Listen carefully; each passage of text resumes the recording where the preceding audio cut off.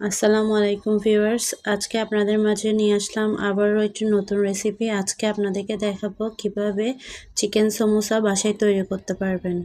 একটা ডেচকিতে তেল গরম করতে দিয়ে এর মধ্যে দিয়ে দিব পেঁয়াজ কুচি, তারপর দিয়ে দেবো 1 চামচ আদা, 1 চামচ রসুন বাটা।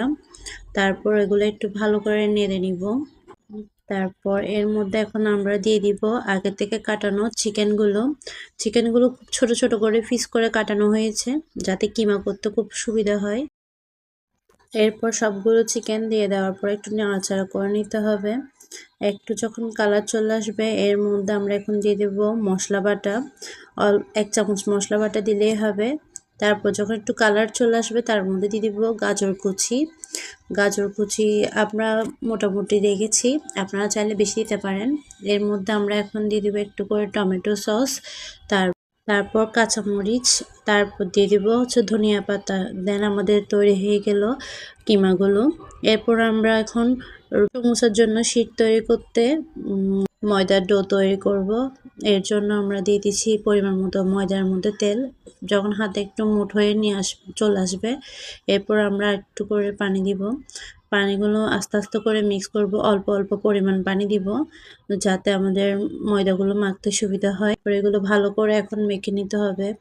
পরিমাণ মতো পানি দেওয়ার পরে যখন এইভাবে আস্তে করে যখন দেখবেন ডোগুলো ছিটতে পারতেছেন গুটি আকারে, তারপর বুঝে নেবেন যে তৈরি হয়ে গেছে আপনার সমোসা তৈরি করার জন্য। এরপর আমরা এগুলো একটু রেস্টে দিয়ে দিব। রেস্ট করার পরে আমরা এখন গুটি আকারে কেটে নিব সবগুলো। আমরা ছোট ছোট গুটি করে নিচ্ছি এখন। সবগুলো গুটি করার পরে এরপর আমরা যাবো রুটি বানাতে।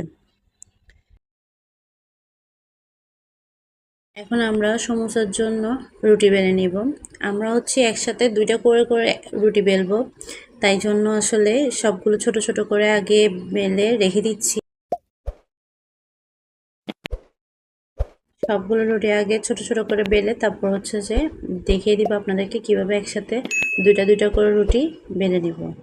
এখন আমরা মাঝখানে হচ্ছে তেল দিয়ে নিচ্ছি। তেল ভালো করে লাগাতে হবে, না হলে হচ্ছে যে আসলে ছুটবে না।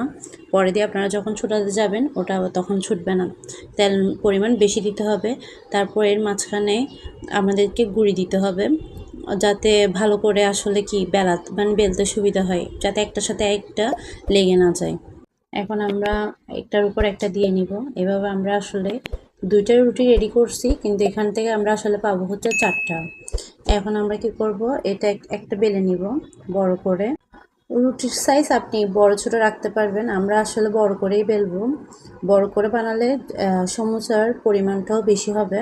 আর এর মাঝে আপনারা যে আমার পেজে নতুন আছেন সবাই লাইক কমেন্ট এন্ড শেয়ার করে দিবেন। রুটিটা আসলে পাতলা করে বেলতে হবে, তাই জন্য আপনার পরিমাণ মতোই আপনি বেলে নেবেন। একদম বড় করে বেললেই আসলে সুবিধা হয়, যাতে আমরা সুন্দর করে এটা ছড়াতে পারি। বেলার সুবিধার্থে কিছুক্ষণ পর পর একটু একটু ময়দা দিবেন, তাহলে আরও বেলতে সুবিধা হবে। একটু করে ছেঁকে নিব। এখন হচ্ছে যে আমরা তাওয়া গরম করে রুটিটা দিলাম, তারপর হচ্ছে যে একটু ভালো করে ছেঁকে নিব। হালকা করে ছেঁকবো, যাতে এতটা বেশি কালার না আসে।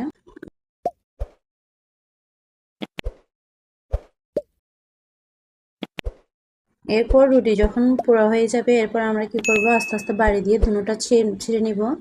এভাবে একটু করে বাড়ি দিলেই আসলে বোঝা যাবে যে কোন দিকে ফাঁকা আছে। ওই ফাঁকা স্থানটা দিয়ে আসলে আলাদা করে নিতে হবে। এই দেখেন আমাদেরটা খুব সহজেই আসলে চলে আসতেছে আলাদা হয়ে।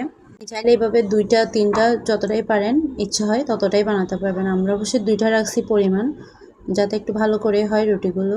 এরপর স্লাইডারের সাহায্যে আমরা সমোসার শিটগুলো কেটে নিব। আমি একটাতে 5টার পরিমাণ রাখছি, আপনারা চাইলে 4টাও করতে পারেন। আমি সুবিধা হওয়ার জন্য, সুন্দর হওয়ার জন্য আসলে 5টা করা।